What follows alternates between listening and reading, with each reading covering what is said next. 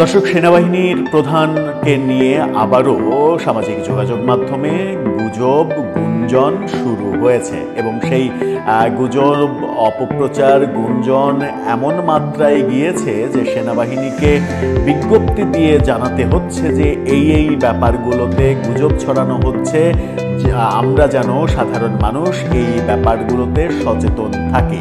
সেনাবাহিনী প্রধান নিয়ে গত 5 আগস্ট সরকার পরিবর্তনের পর থেকে নানা ধরনের কথাবার্তা, নানা ধরনের আলোচনা, আলোচনা যেমন দেখেছি বৈষম্যবিরোধী আন্দোলনের বড় বড় নেতাদের, এনসিপির বড় বড় নেতাদের সেনাপ্রধানের বিরুদ্ধে বিষোদ্গারের ব্যাপার দেখেছি প্রতিনিয়ত, কিন্তু সেনাবাহিনী থেকে কোনো ধরনের কোনো অ্যাকশন নিতে দেখিনি। সেনাবাহিনী চুপচাপ থেকে এবং সেনাপ্রধান চুপচাপ থেকে এগুলোকে ধৈর্য সহকারে এক ধরনের হজম করেছেন, সেই দৃশ্য দেখেছি। সেই দৃশ্যের আবার অনেকে সমালোচনাও করেছে যে সেনাবাহিনীর প্রধানকে আক্রমণ করার মাধ্যমে পুরো সেনাবাহিনীকে নিয়ে যখন যথেচ্ছা ব্যবহার করা হচ্ছে, কথাবার্তা বলা হচ্ছে, তখন সেনাবাহিনী কেন চুপ থাকবে? চুপ থাকার কারণ কি?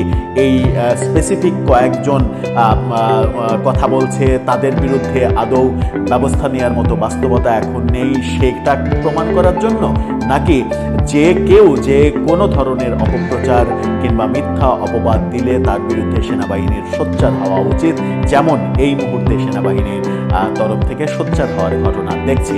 সেনাবাহিনী একটা বিজ্ঞপ্তি দিয়ে জানিয়ে দিয়েছে, 6টি ফটো কার্ড ব্যবহার করে তারা সামাজিক যোগাযোগ মাধ্যমে তাদের ভেরিফাইড ফেসবুক পেজে জানিয়ে দিয়েছে যে সেনা প্রধানকে নিয়ে গুজব রটানো হচ্ছে, এগুলো সত্য তথ্য নয়।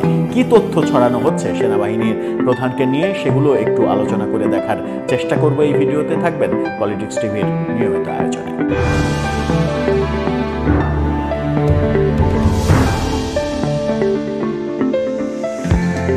দর্শক, বলছিলাম সেনাপ্রধান নিয়ে আবারও গুজব গুঞ্জন অপপ্রচার চলছে এবং এই অপপ্রচারগুলো পুরনো, অনেকদিন আগে একবার হয়েছে, এক যাত্রায় এটা হয়েছে, আবারও সেটা বৃদ্ধি পেয়েছে, আবারও সেটা হচ্ছে। এটা সেনাবাহিনীর এই বিজ্ঞপ্তি না দেখলে হয়তো আমরাও টের পেতাম না। সেনাবাহিনীর এই বিজ্ঞপ্তি চোখে পড়ার পরেই মনে হলো যে এই গুজবটা আবারও বোধহয় সয়লাভ হয়েছে সামাজিক যোগাযোগ মাধ্যমে।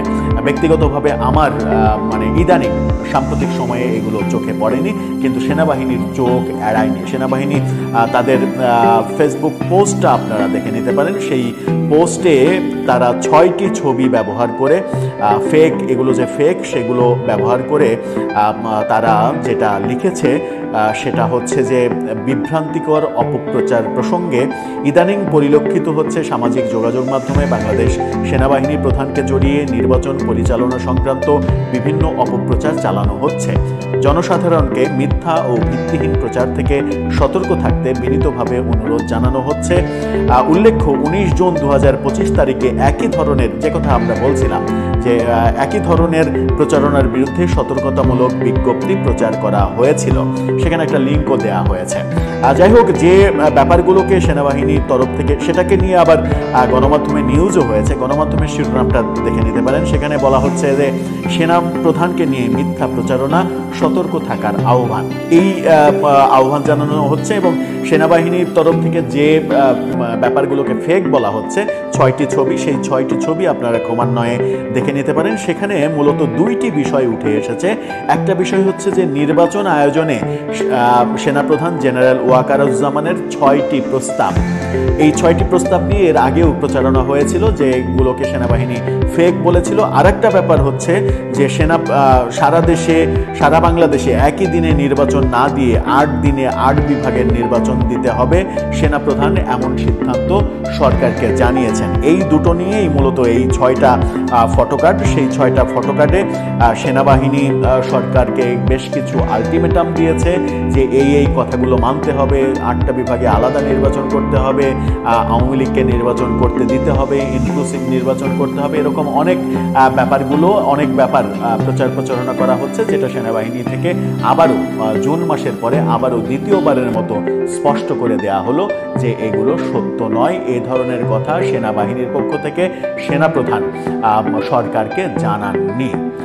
যদি সেনাবাহিনী না জানিয়ে থাকেন এবং এ ধরনের কথা বক্তব্য না দিয়ে থাকে, তাহলে এই প্রচার প্রচারণার যে মানে কাঁচামাল, এই কাঁচামালগুলো সরবরাহ করলো কারা, সেটা একটা বড় প্রশ্ন। আবার এই প্রশ্ন উঠছে যে এগুলো ব্যাপারে সেনাবাহিনী থেকে যখন উদ্যোগ নেওয়া হচ্ছে, বলা হচ্ছে যে এগুলো ফেক কথা, কিন্তু এনসিপি নেতারা হাসনাত আবদুল্লাহ, নাসিরউদ্দিন পাটোয়ারি সহ অনেককেই যখন আমরা সেনাবাহিনী সম্পর্কে বাজে কথা বলতে শুনেছি, সেনাপ্রধান সম্পর্কে বাজে কথা বলতে শুনেছি, এমনকি উপদেষ্টা আসিফ মাহমুদ সজীব ভুঁইয়া পর্যন্ত সেনাপ্রধানকে নিয়ে বাজে কথা বলেছেন।